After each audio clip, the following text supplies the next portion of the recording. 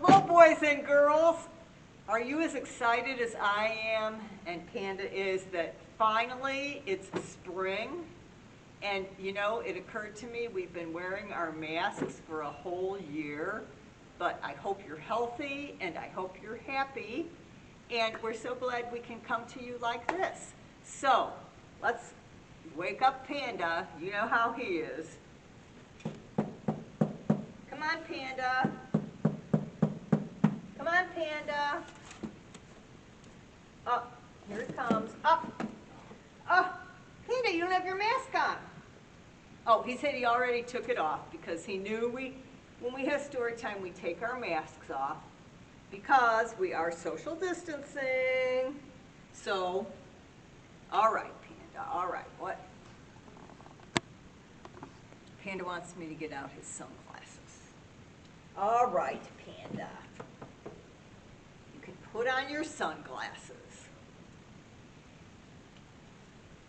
Oh, well, let's cover it. Let's put them, okay, let's put them down like that. He said he has been waiting and waiting for spring, and I bet you have too. So, first of all, let's sing our welcome song because we're all so happy to be here. Ready? Go, Panda. You didn't start. I'm supposed to start. Okay. Welcome, welcome everyone. Now you're here, we'll have some fun. First we'll clap our hands just so. Then we'll stretch and touch our toes. Welcome, welcome everyone. Now you're here, we'll have some fun. Yay! Well, have you been looking around? You want to take your sunglasses off? Have you been looking around at the changes that you're seeing because now it's spring? Yes, and if you were here, I'd have you raise your hands and tell me what signs of spring you're seeing. What are you seeing, Panda? Panda said he's seeing flowers and green leaves on the trees and people not all bundled up in their winter clothes. And of course, he wants to look through his binoculars. Oh, Panda. Well, I know you're excited to see Miss Shannon. Right, no boys and girls out there yet, but we're waiting for the day. So, let's sing our opening song, okay? All right.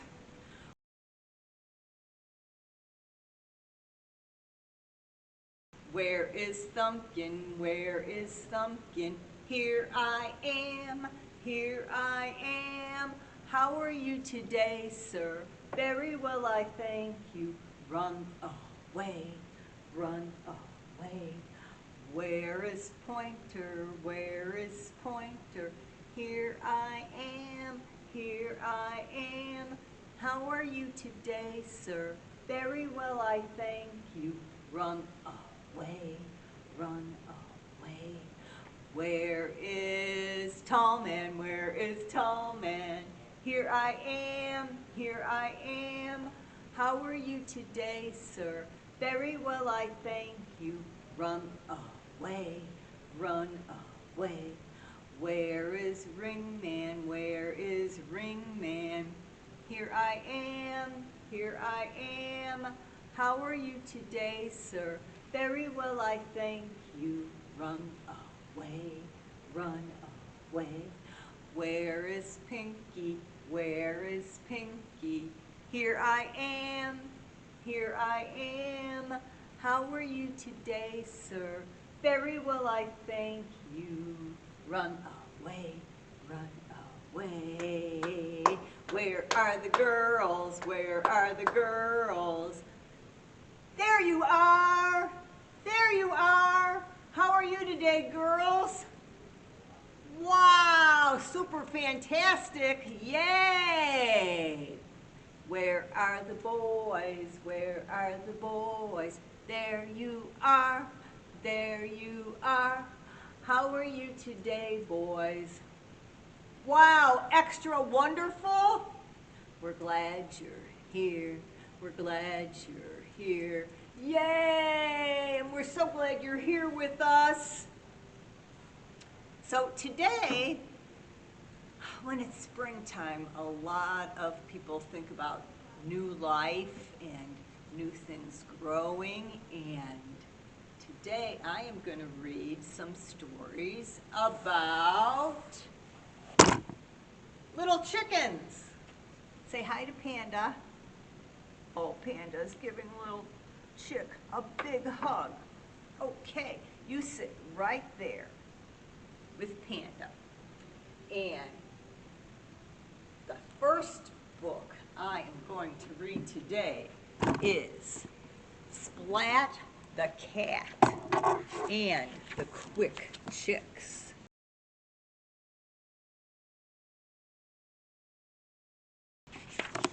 And it's based on the books by Rob Skelton, and the text is by Laura Driscoll. Splat's class had class pets, 12 chicken eggs.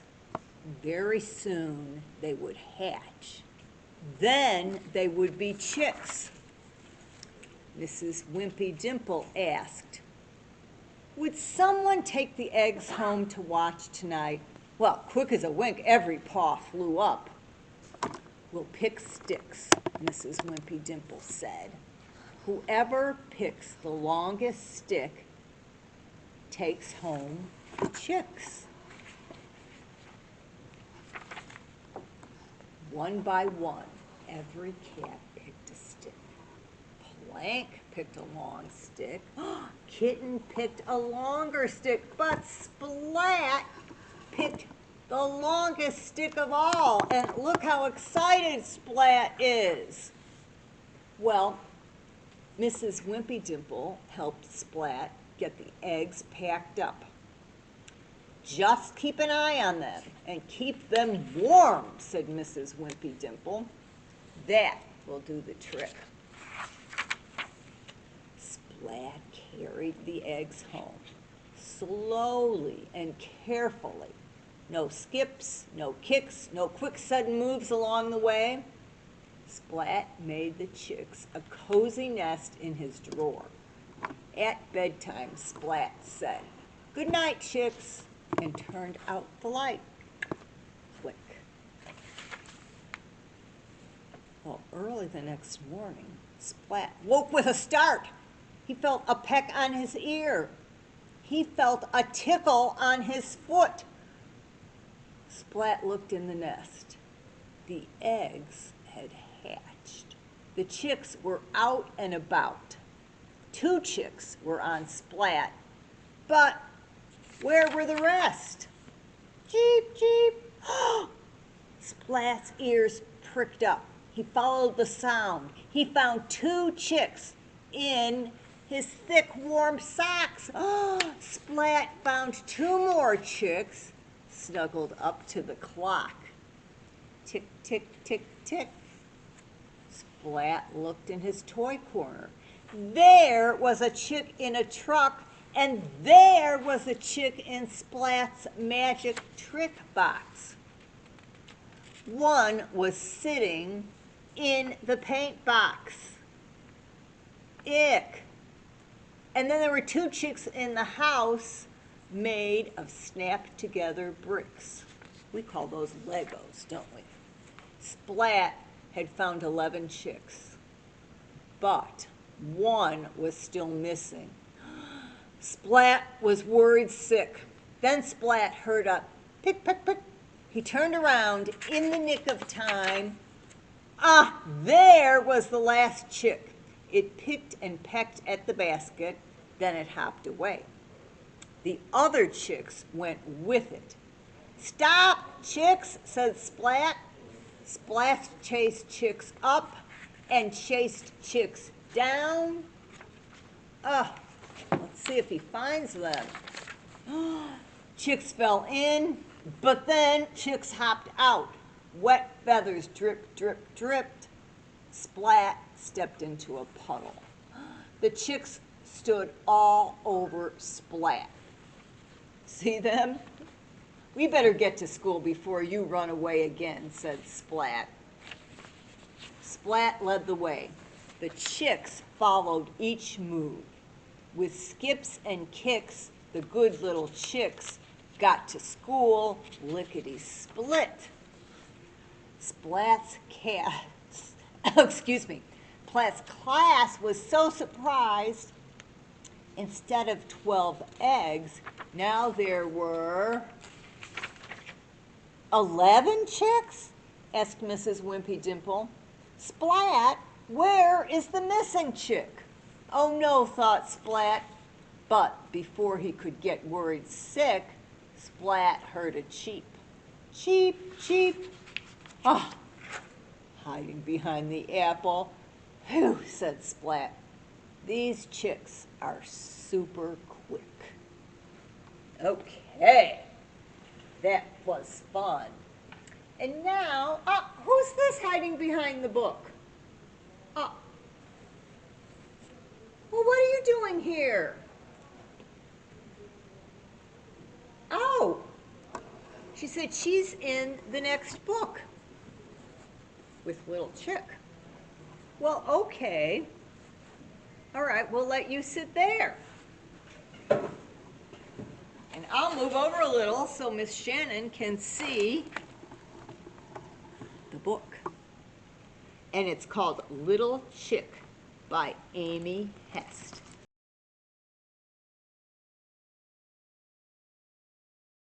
Well, there's Little Chick, and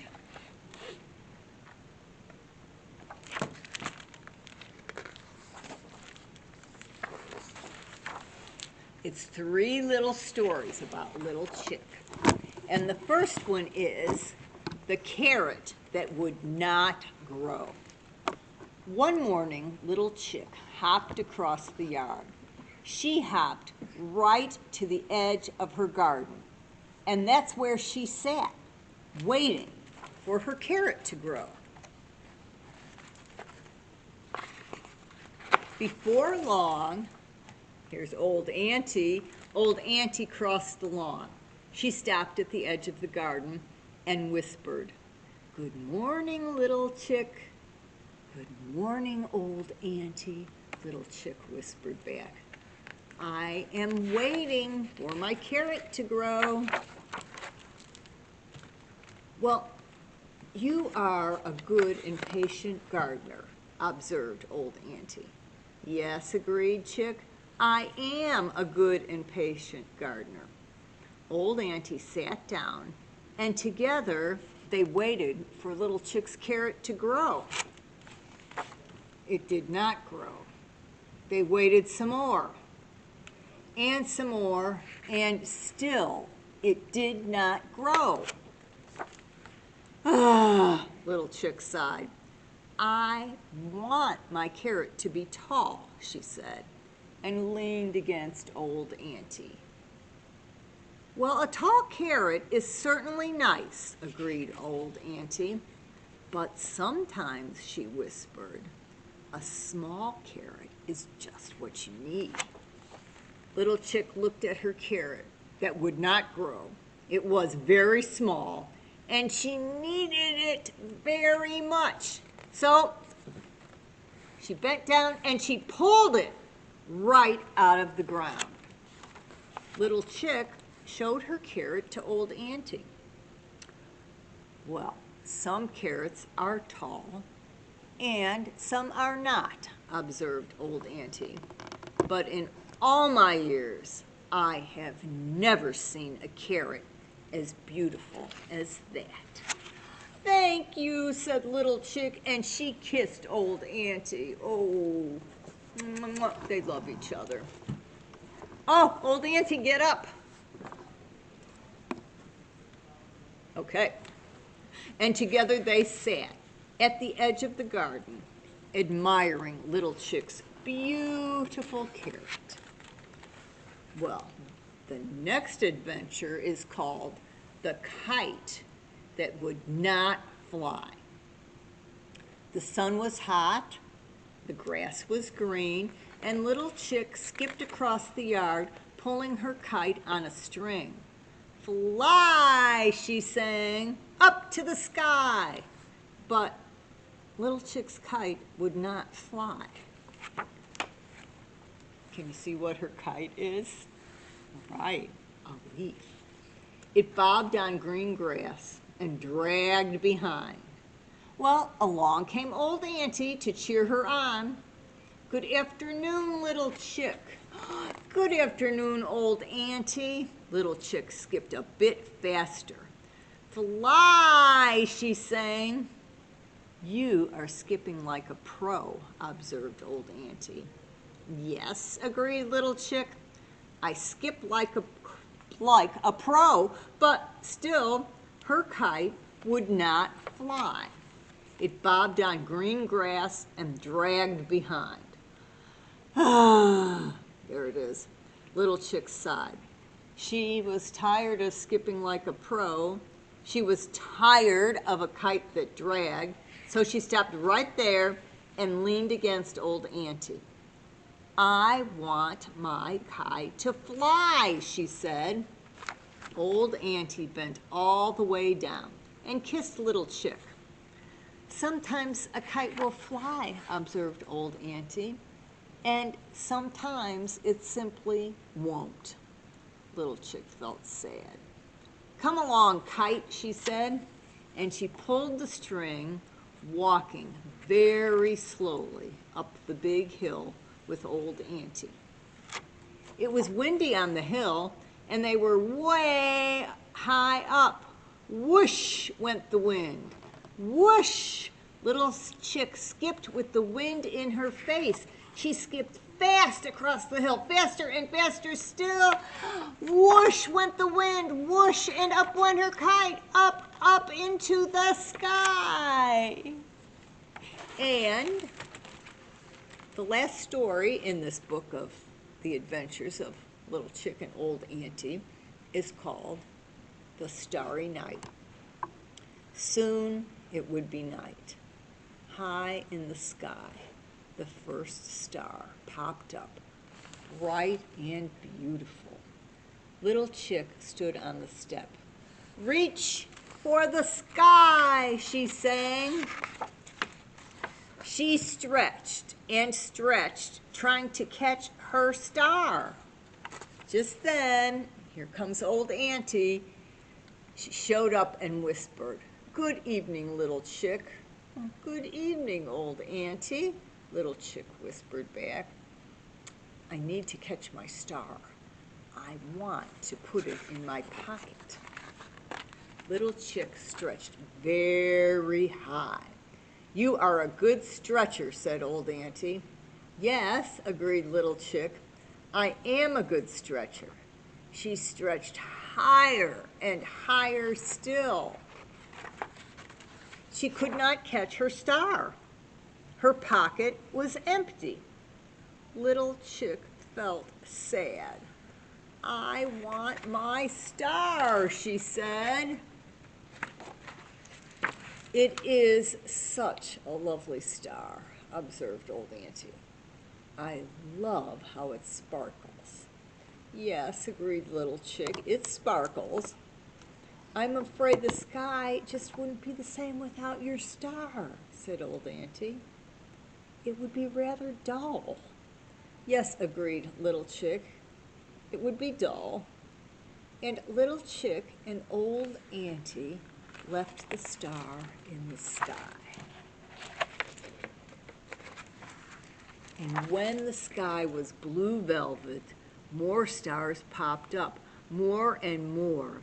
And Little Chick's star was the loveliest of all. Okay, I'm going to put this book right over there by Old Auntie and Little Chick. And let's see. I think we'll have this quick story, and then we'll go over to our magnet board. 5 Fuzzy Chicks.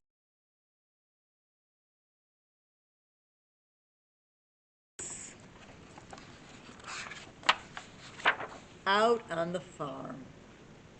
Oh, I'm sorry, I didn't tell you the author. 5 fuzzy chicks by Diana Murray.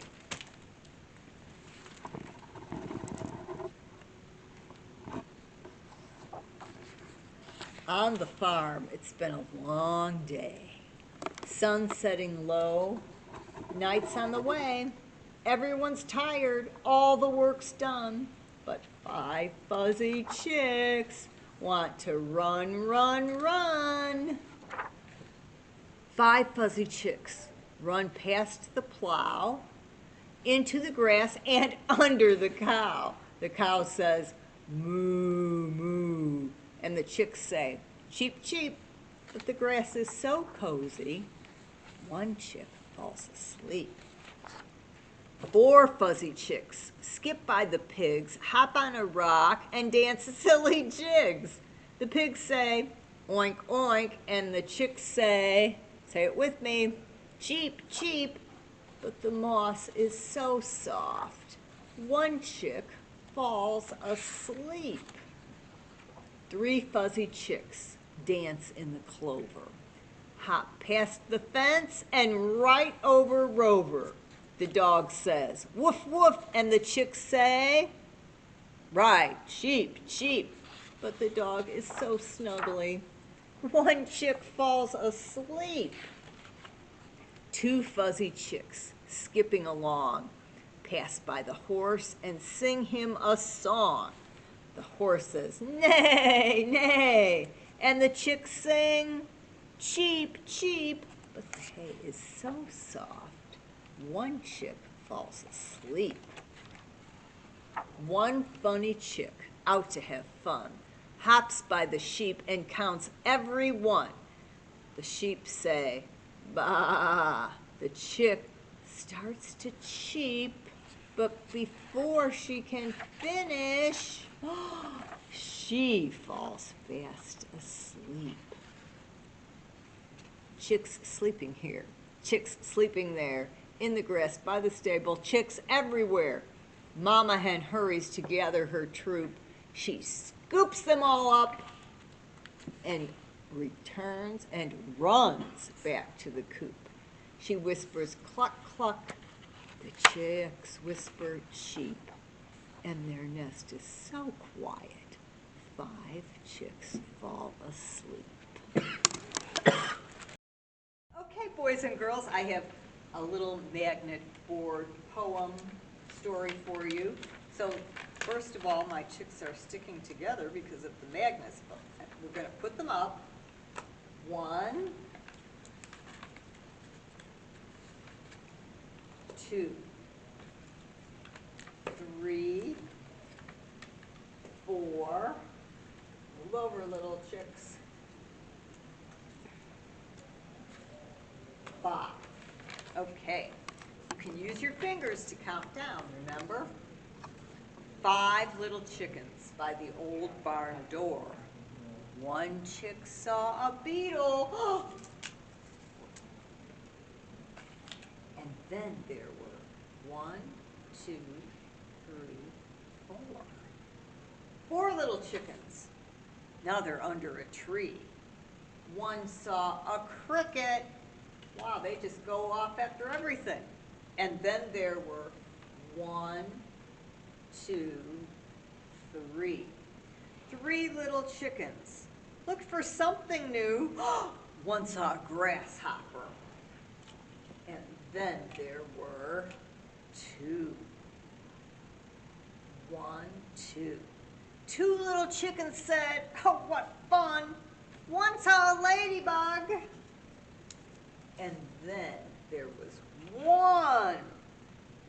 1 little chicken began to run, for he saw a kitty. And then there were none. This didn't stick very well. Okay. All right, 5 little chickens. And I think we have time for one more story. So let's go back to the table. Panda and Aunt Annie and Little Chick are sitting so nice, they must like hearing these chick stories. So here's one more. Marley, not a pea.